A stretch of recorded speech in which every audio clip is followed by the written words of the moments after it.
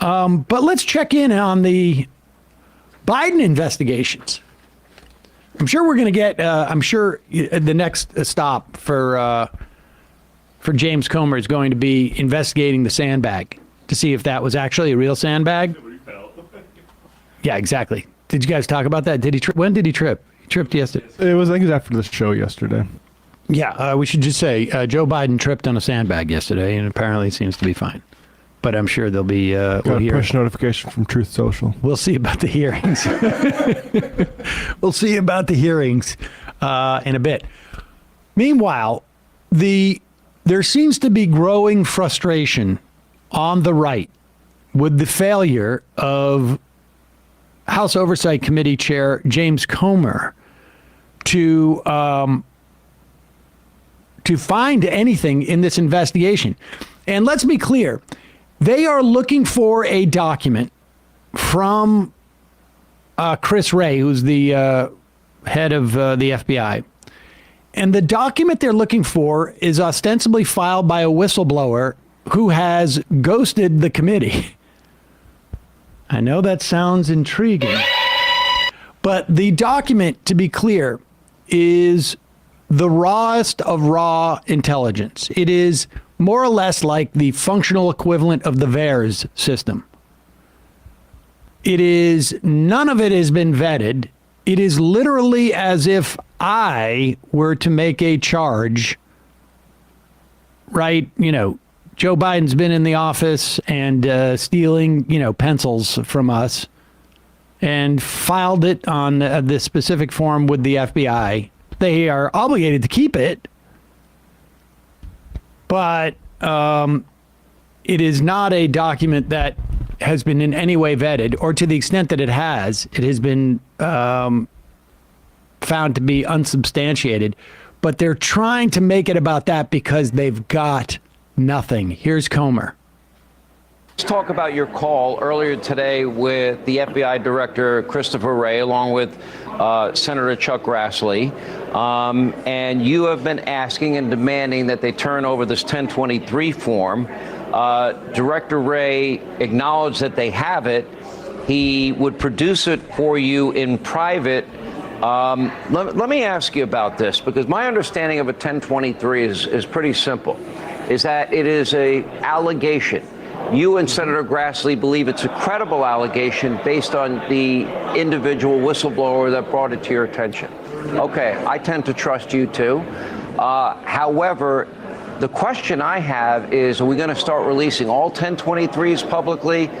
Would that result in an invasion of privacy or the potential of making accusations against people that they have not fully corroborated? And why not take advantage of the FBI director's offer to see it in like a private skiff or whatever, whatever area he deems secure?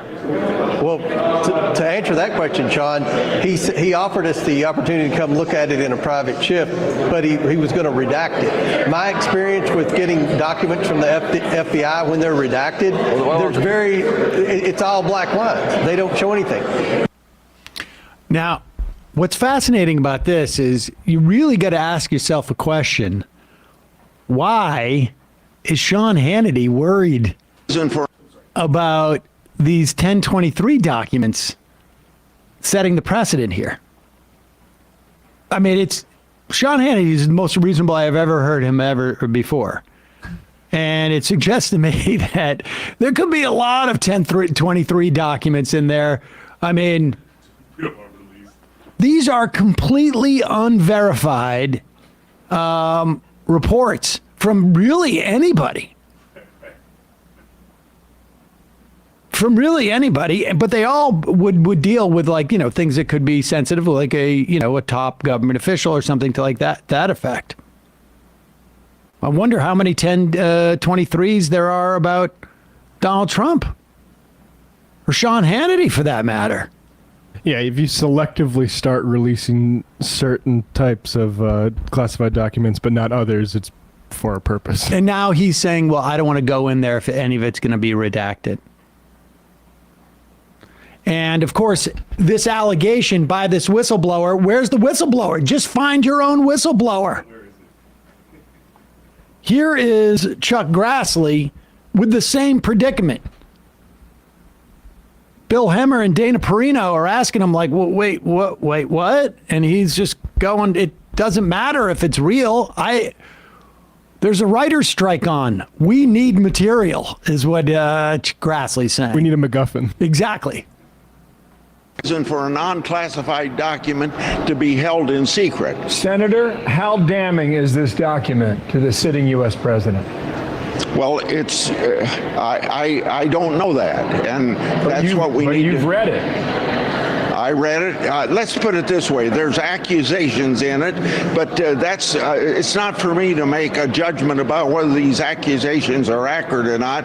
It's up to my job to make sure the FBI is doing their job, and that's what this is all about, as far as I'm concerned. Public's business ought to be public. Jame Comer, the former FBI director.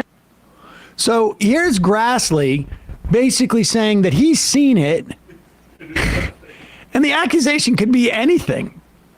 And he doesn't know if it's true. He won't even say that he thinks it's true because he knows it's just completely bad crap crazy. So he wants this investigation by the FBI to be public, or the accusation to be public. Why doesn't he just say it? If he knows the accusation, why doesn't he say it? Because you know why? Because he doesn't want the words to come out of his mouth. He doesn't want to be the source. He doesn't want to be the source. They all want somebody else to be the source.